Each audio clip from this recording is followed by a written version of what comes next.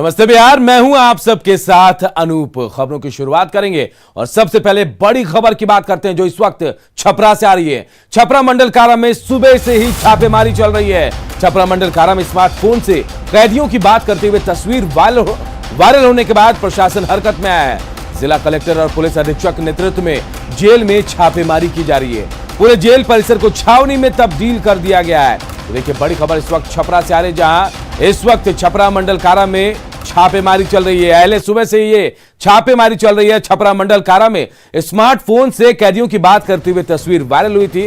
इसके बाद प्रशासन ने इसे संज्ञान में लिया। जिला कलेक्टर और पुलिस अधीक्षक के नेतृत्व में जेल में छापेमारी चल रही है। पूरे जेल परिसर को इस दौरान छावनी में तब्दील कर दिया गया है। दो तस्वीरें हम आपको दिखा रहे हैं। पहली तस्वीर देखिए, छपरा जेल में छापेमारी हुई, उसके बाद पूरा जेल परिसर जो है वो छावनी में तब्दील हो गया। दूसरी तस्वीर जिसके संज्ञान में लेने के बाद ये छापेमारी हुई, स्मार्टफोन से यहां कैदी बात करता हुआ नजर आया। और ये तस्वीर जब वायरल हुई, इसके बाद डीएम ने संज्ञान लेते हुए छापेमारी शुरू की। आज छापेमारी सुबह से चल रही है। देखिए, अब तक ये छापेमारी चल ही रही है छपरा मंडल कारा में। तो तस्वीरें हम आपको दिखा रहे हैं। छपरा जेल में इस वक्त छापेमारी चल रही है। देखिए, सुबह से ही छापेमारी चल रही है और जो अब तक जारी है। बताया जा रहा है कि एक तस्वीर वायरल हुई थी छपरा जेल से, जहां एक कैदी जो है स्मार्टफोन से बात करता हुआ नजर आया था। हालांकि इस तस्वीर के वायरल होने के बाद अब इस पर कार्रवाई हुई है और सुबह से ही छापेमारी की गई है जेल में।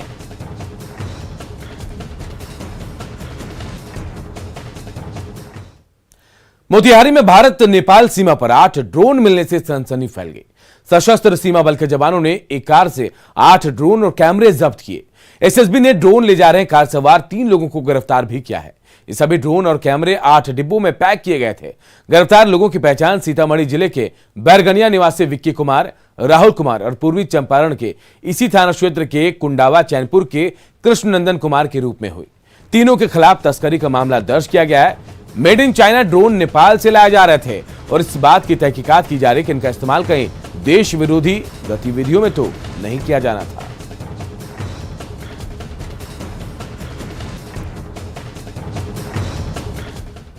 और इस वक्त एक बड़ी खबर अरवल के कुर्था से आ रही है। कुर्था प्रखंड से बड़ी खबर, जहां पैनाठी गांव में डायरिया से 2 बच्चियों की मौत हो गई, जबकि डायरिया से बीमार हुए कई लोगों का यहां इलाज चल रहा है। बताया जा रहा है कि जुगेश मांझी की 3 साल की बेटी प्रियंका कुमारी और जयराम मांझी की 3 साल की बेटी चांदनी कुमारी की मौत डायरिया की वजह से हो गई। गांव के कई लोगों का इलाज सामुदायिक स्वास्थ्य केंद्र कुर्था में चल रहा है। ग्रामीणों के मुताबिक योगेश मांझी की 3 साल की बेटी चांदनी कुमारी को कुर्था सामुदायिक स्वास्थ्य केंद्र लाया जा रहा था, लेकिन रास्ते में ही उसने दम तोड़ दिया। वहीं जयराम मांझी की बेटी चांदनी कुमारी को इलाज के लिए जहानाबाद ले जाया जा रहा था, लेकिन उस बच्ची ने भी रास्ते में अपना दम तोड़ दिया। तो देखिए, डायरिया से 2 बच्चों की मौत हो गई है अरवल में, जबकि कई लोग अब भी अस्पताल में भर्ती हैं।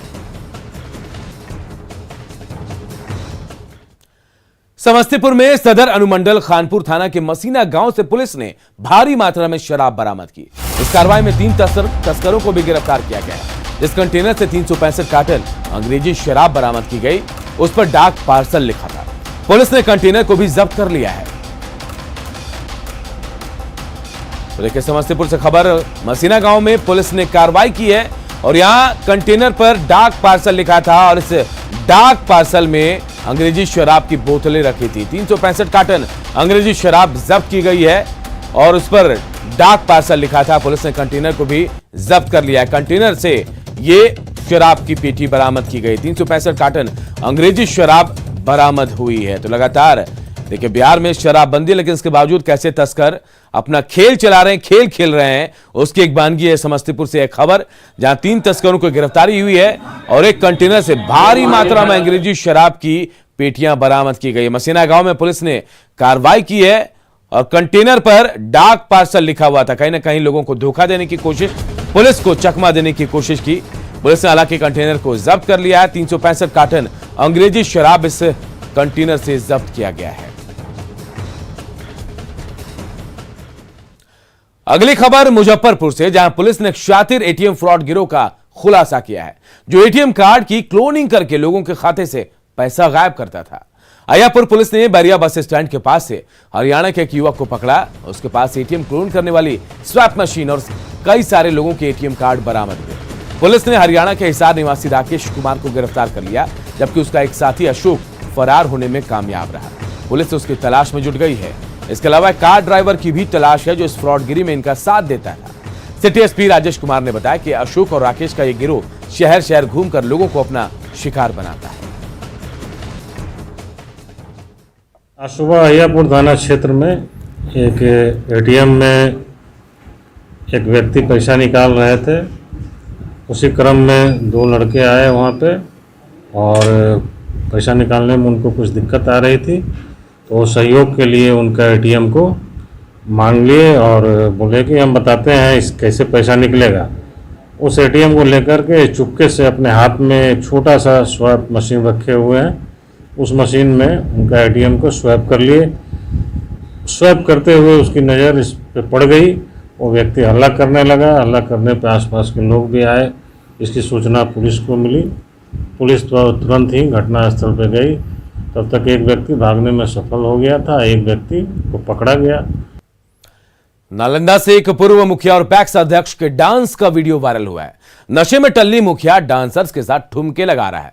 वीडियो एकंगर सराय के अतरामचक गांव का बताया जा रहा है। वहां 22 जून को शादी समारोह था और उसी दौरान की ये तस्वीरें सामने आई है। हालांकि देखिए दूसरी तस्वीर में कैसे हंगामा हुआ। फरमाइशी गाने को लेकर यहाँ हंगामा हुआ, लेकिन यहाँ पूर्व मुखिया का नशे में धुत होकर डांस करने का वीडियो वायरल हुआ है। डांसर्स के साथ ठुमके लगाए गए हैं और जब फरमाइशी गाना नहीं हुआ तो जमकर यहाँ हंगामा भी हुआ, कुर्सियां भी तोड़ी गई हैं।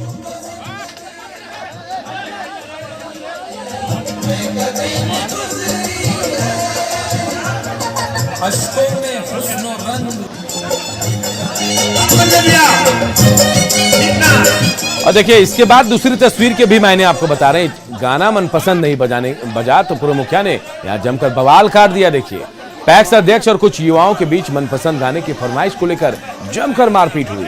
इसमें जमकर कुर्सियां चली, दर्जनों कुर्सियां भी टूटी हैं। इस घटना में कई लोगों को चोटें भी आई हैं। हालांकि इतना बड़ा मामला होने के बाद भी स्थानीय थाने में किसी भी तरह का मामला दर्ज नहीं किया गया और ना ही कोई कार्रवाई की। हालांकि न्यूज़ 18 इस वायरल वीडियो की पुष्टि नहीं करता।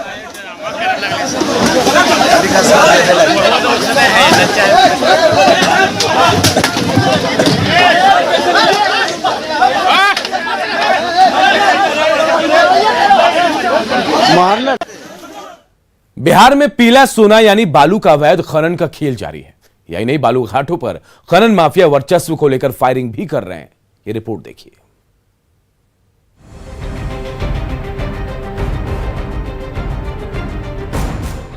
कैमरे में कैद ये तस्वीरें इस बात की गवाह है कि तमाम कोशिशों के बावजूद बिहार में अवैध खनन पर लगाम नहीं लग रहा है। प्रशासन के तमाम दावे को ध्वस्त करने वाली तस्वीरें बेटा और मनेर की है, जहां खनन माफिया बिना किसी भय के सोन नदी के बालू घाट पर जेसीबी के जरिए बालू खनन कर नाव में लोड कर रहे हैं। वहीं आए दिन वर्चस्व को लेकर फायरिंग भी की जाती है। जमीन पर बिखरे पड़े खोखा और हाथों में बंदूक लिए शख्स की ये तस्वीरें इसकी गवाही दे रहे हैं। हालांकि अवैध बालू खनन के मामले में एडीजी पुलिस मुख्यालय ने कार्रवाई का भरोसा दिया है। किसी भी प्रकार की अवैध कार्रवाई के प्रति हम लोग जो है हमेशा से ही सजग रहे हैं और सख्त रहे हैं। हम इसके लिए जो है कृत संकल्प हैं कि हम किसी प्रकार की अवैध कार्रवाई को होने नहीं देंगे और जो भी सूचना मिलेगी उस पर हम इमीडिएटली कार्रवाई करेंगे। दरअसल बिहार में अवैध बालू खनन पर लगाम को लेकर नीतीश सरकार लगातार जरूरी कदम उठा रही है। इसके बाद भी नियमों का खुलेआम उल्लंघन हो रहा है। छपरा में बीते एक महीने में पुलिस बालू के अवैध कारोबार पर बड़ी कार्रवाई करते हुए 40 से ज्यादा एफआईआर दर्ज की है। 40 लोगों को गिरफ्तार किया गया है। वहीं 576 वाहन जब्त किए गए हैं। इसके बाद भी बालू माफिया धड़ल्ले से बालू का अवैध खनन कर रहे हैं। इन तस्वीरों को देखने के बाद सवाल उठता है कि बालू माफिया बेखौफ क्यों है? बालू घाटों पर अवैध खनन पर चुप्पी क्यों? क्या प्रशासन सिर्फ दावा ही करता है? सरकार को चूना लगाने वालों पर कार्रवाई कब? क्या रसूख के आगे नतमस्तक है प्रशासन। न्यूज 18 के लिए पटना से अमित कुमार, दानापुर से अमरजीत के साथ छपरा से संतोष कुमार की रिपोर्ट। खबर अरवल से है, जहां किंजर थाना इलाके में एसटीएफ ने बड़ी कार्रवाई करते हुए 5 लोगों को गिरफ्तार किया। इनके पास से एक रेगुलर कार्बाइन, भारी मात्रा में गोली और 2,80,000 नकद, 9 मोबाइल फोन बरामद किए गए। फिलहाल सभी गिरफ्तार आरोपियों से पूछताछ की जा रही है। बताया जा रहा है कि ये किसी बड़ी घटना को अंजाम देने के उद्देश्य से यहां मंगलाहाट गांव में रुके थे, तभी एसटीएफ की टीम ने छापेमारी कर इनको दबोच लिया।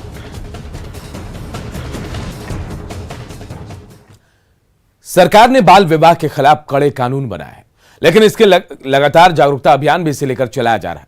इसके बाद भी पूर्णिया में नाबालिग की शादी का मामला सामने आया। पूर्णिया के मुफस्सिल थाना के डीमिया छत्रजान यादव टोला में एक 14 साल की लड़की की शादी यूपी के अधेड़ दूल्हे से करा दी गई। हालांकि लड़की की शादी को लेकर बताया जा रहा है कि लड़की राजी नहीं थी और वो पढ़ाई करना चाहती थी, लेकिन पिता ने आर्थिक मजबूरियों का रोना रोकर अधेड़ से उसकी शादी करा दी। शादी के बाद भी लड़की अपने ससुराल नहीं जाना चाहती। दीवानगंज काली मंदिर में गुपचुप तरीके के साथ ये शादी रचाई गई, लेकिन सूचना के बाद गांव वालों और चाइल्ड लाइन को इसकी जब सूचना मिली तो ग्रामीणों ने इस बाल विवाह का विरोध जताया।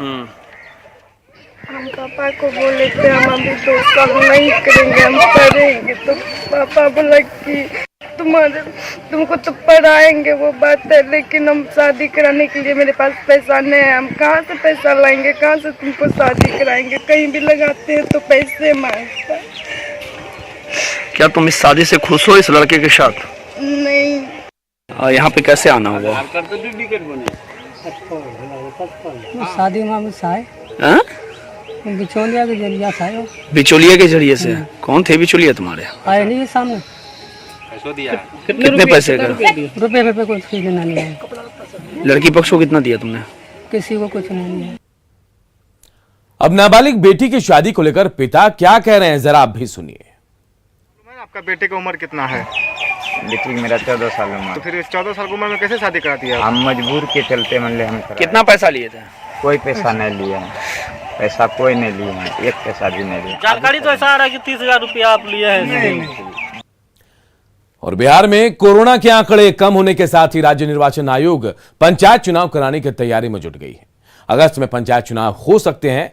जुलाई के आखिर तक बिहार में ईवीएम पहुंचेगा, जिसके बाद ईवीएम का फर्स्ट ट्रायल होगा। ट्रायल के बाद ईवीएम को क्षेत्र में भेजा जाएगा। देश के कई राज्यों से ईवीएम को लाया जाएगा। जिलों को ईवीएम लाने की जिम्मेदारी मिल गई है।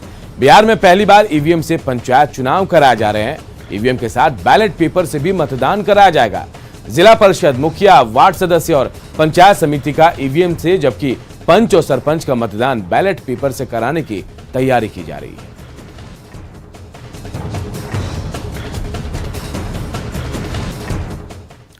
बिहार में उच्च शिक्षा का हाल किसी से छिपा नहीं है और ऐसे में कई विश्वविद्यालयों में कुलपतियों का टर्म पूरा होने के बाद भी स्थायी वीसी की नियुक्ति नहीं होने से शैक्षणिक व्यवस्था पर असर पड़ रहा है। मामले पर विपक्ष ने सरकार को घेरा तो सत्ता पक्ष की ओर से जल्द समस्या के निपटारे का दावा किया जा रहा है।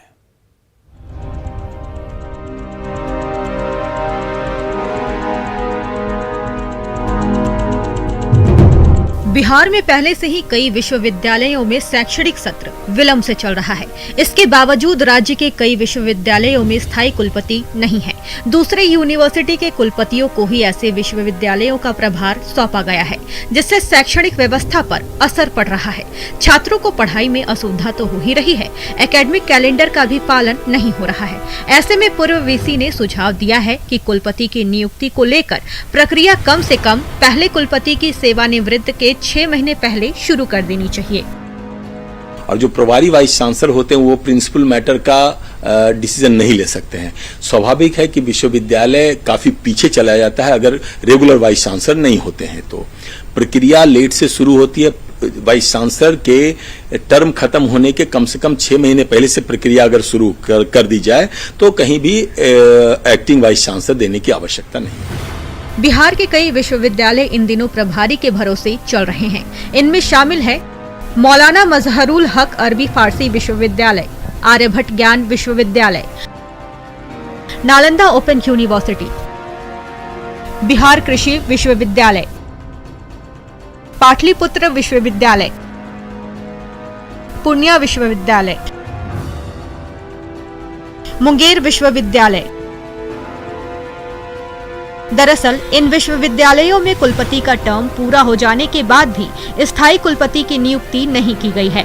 हालात ऐसे बन गए हैं कि एक विश्वविद्यालय को छोड़कर सभी विश्वविद्यालयों में पीजी पाठ्यक्रम की परीक्षा और सत्र 3 साल या इससे भी पीछे चल रहा है। मामले पर विपक्ष जहां बिहार सरकार को घेर रही है, तो वहीं सत्ता पक्ष की ओर से नए कुलपतियों की जल्द नियुक्ति किए जाने का दावा किया जा रहा है। इतनी बदहाल उच्च शिक्षा की व्यवस्था कहीं और नहीं है, और हमने अभी देखा है 5-6 विश्वविद्यालय आज के दिन में यहाँ है जहाँ पे वाइस चांसलर ही नहीं है। हम लोगों ने बार बार सरकार को इस बात से आगाह करना चाहा है, परंतु सरकार की कान पे जू नहीं रेंगता है। इसके पीछे का कारण ये है कि सरकार शिक्षा के क्षेत्र में भी अपने वोटों के गणित के हिसाब से नियुक्तियां करना चाहती है। सरकार की प्राथमिकता होती है कि कहीं भी पठन पाठन का जो कार्यक्रम हो वो कहीं से भी बाधित नहीं हो। सरकार इस मंशा के साथ काम कर रही है, कृत संकल्पित है, और जो भी चीजें हैं उन सबको पूरा कर लिया जाएगा। एनडीए सरकार के शासनकाल में बिहार ने उच्च शिक्षा के क्षेत्र में सुधार किया है, इसमें कोई शक नहीं, लेकिन विश्वविद्यालयों में अस्थायी कुलपति का नहीं होना बड़ा सवाल भी खड़ा करता है, खासकर ऐसी स्थिति में जबकि कई विश्वविद्यालयों में एकेडमिक कैलेंडर को दुरुस्त करना भी चुनौती बनी हुई है। संजय कुमार, न्यूज़ 18 पटना। बुलेटिन में खबरें अभी और है, बने रहिए हमारे साथ। जल्द लौटते हैं एक छोटे से ब्रेक के बाद।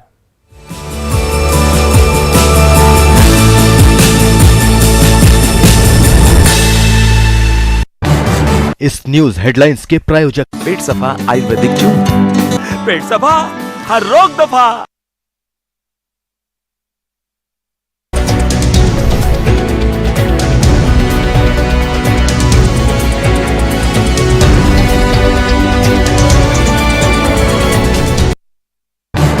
इस न्यूज हेडलाइंस के प्रायोजक पेट सफा आयुर्वेदिक चूर्ण। पेट सफा हर रोग दफा।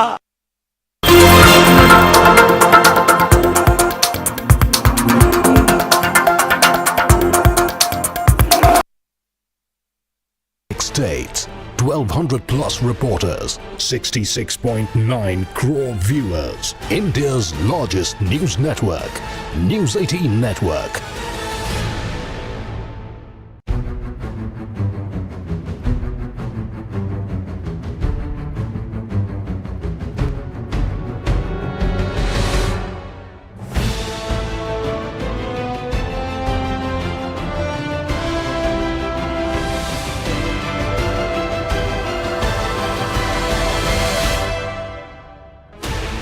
Sixteen channels, 15 languages, 26 states, 1200 plus reporters, 66.9 crore viewers, India's largest news network, News 18 Network.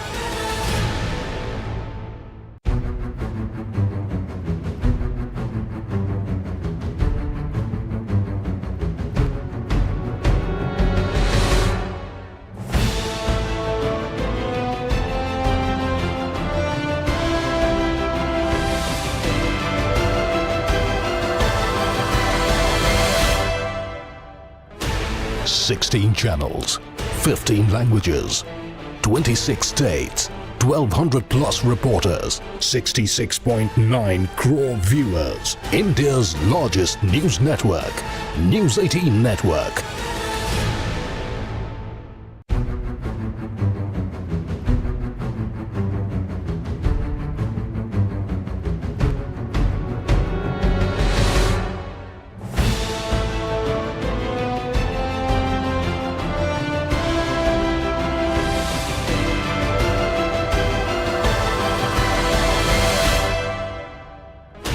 Sixteen channels, 15 languages, 26 states, 1200 plus reporters, 66.9 crore viewers, India's largest news network, News 18 Network.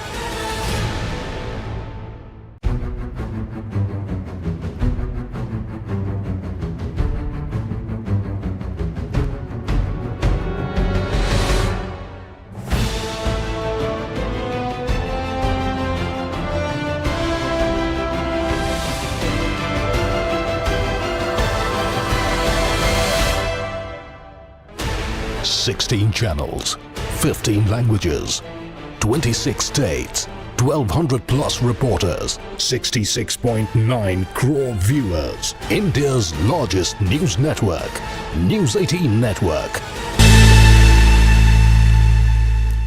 Gopalganj सदर अस्पताल में मंगलवार की देर शाम अफरा तफरी मच गई। दरअसल एक्सरे कराने आए मरीज के परिजन और एक्सरे वार्ड के कर्मियों के बीच विवाद हो गया। विवाद इतना बढ़ गया कि बात मारपीट तक पहुंच गई। दोनों पक्षों ने लाठी डंडे का सहारा लिया। मरीजों के परिजनों ने एक्सरे कर्मियों पर रिश्वत मांगने का आरोप लगाया।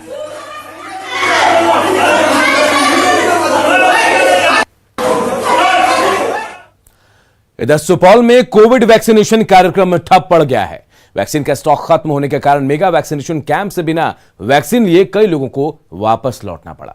3 दिनों से वैक्सीन का स्टॉक कम होने की वजह से वैक्सीन का कार्य धीमा पड़ गया था, लेकिन अब वैक्सीन खत्म होने की वजह से लोग मायूस हो गए हैं। 2 जुलाई से वैक्सीन की उपलब्धता की संभावना जताई जा रही है। बोला क्या आ रहा है उस इंतजार में देखे धीरे धीरे सब चल गया। अभी तो अब मैडम सब भी नहीं है जो वैक्सीन लगवाती है यहाँ पे। आज ही आए थे कि कल भी आए थे? कल आए थे, रात में आए थे 8 बजे। तो उस टाइम में 10 व्यक्ति नहीं पूरे हम लोग, तो बोले कल आइए। 110 डोज था वैक्सीन, तो हमने 9 बजे से स्टार्ट किया सेशन साइड, 1 बजे तक खत्म हो गया। अभी तो वैक्सीन है नहीं। हमने DIO सर से बात की है तो बोले कि वैक्सीन नहीं है। अरवल में वैश्विक महामारी पर विराम लगाने को लेकर कई टीका केंद्रों पर वैक्सीन दिलाने का काम चल रहा है, लेकिन इंडोर स्टेडियम में बने टीका केंद्र पर लगातार 3 दिनों से वैक्सीन खत्म होने की वजह से लोगों को बैरंग लौटना पड़ रहा है। वहीं स्वास्थ्य विभाग का कहना है कि 1 जुलाई तक वैक्सीन उपलब्ध कराया जाएगा। पटना सिटी के नालंदा मेडिकल कॉलेज अस्पताल में ऑक्सीजन प्लांट लगाया जा रहा है। इसका निर्माण में टेक्नीशियन और मजदूर दिन रात लगे हैं। पाइपलाइन निर्माण का काम पूरा कर लिया गया है। अगले 1-2 हफ्ते के अंदर ऑक्सीजन टैंक को स्टैब्लिश कर लिया जाएगा। इसके बाद पाइपलाइन के माध्यम से मरीजों को ऑक्सीजन उपलब्ध कराया जा सकेगा। कंसर्न है तीसरे वेव को लेके, और इस दिशा में जो हमारा ऑक्सीजन टैंक और ऑक्सीजन प्लांट के निर्माण का कार्य है वो लगभग युद्ध स्तर पर चल रहा है, और हम उम्मीद करते हैं कि अगले 1 हफ्ते तक ये पूरी तरह से कार्यरत हो जाएगा। अभी तक जो उसके टैंक होते हैं वो हमारे पास आ गए हैं, और जो पाइपलाइन बनानी होती है जमीन के अंदर से वो भी बन गया है। खबर दानापुर से, जहां खगौल क्षेत्र में किन्नरों को हुनरमंद बनाने के लिए गरिमा गृह नाम से सेंटर खोला गया। यहां किन्नरों को समाज में जगह देने के लिए हुनर सिखाया जाएगा। इसे लेकर पटना जिलाधिकारी चंद्रशेखर कुमार सिंह खगौल पहुंचे और गरिमा गृह सेंटर का उद्घाटन किया। यह centre ministry of social justice and empowerment of national institute of social defence के द्वारा संचालित किया जा रहा है। इस केंद्र पर ट्रांसजेंडर के रहने और खाने की भी व्यवस्था की गई है। गरिमा गृह है जो कि थर्ड जेंडर कम्युनिटी और ट्रांसजेंडर कम्युनिटी जो है उन लोगों के लिए है। उन लोगों के लिए इस प्रकार का गृह कहीं नहीं था, और उसको देखते हुए हम लोगों ने ये यहाँ अभी बनाया अस्थायी रूप से, और इसको अस्थायी रूप भी हम लोग धीरे धीरे देंगे अन्य जगह पर, जगह जगह तलाश करके। इसे मुख्य रूप से जो उस कम्युनिटी के लोग हैं उनको रोजगार या कौशल हुनर के लिए जो है यहाँ प्रशिक्षित किया जाएगा और उनको इनेबल किया जाएगा, सक्षम बनाया जाएगा। बढ़ाइएगा जोश जब ओलंपिक में उतरेंगे मैन इन ब्लू। आप भी पहनिए टीम इंडिया वाला टी-शर्ट, जानिए इसे जीतने का क्लू। बस स्क्रीन पर दिख रहे QR कोड को स्कैन करें और क्विज में भाग लें। जुड़िए न्यूज 18 के साथ और रोज खेलिए ये क्विज और जीतिए टीम इंडिया का टी-शर्ट। और इस बुलेटिन में इतना ही, लेकिन खबरें लगातार जारी है। देखते रहिए न्यूज 18 बिहार झारखंड।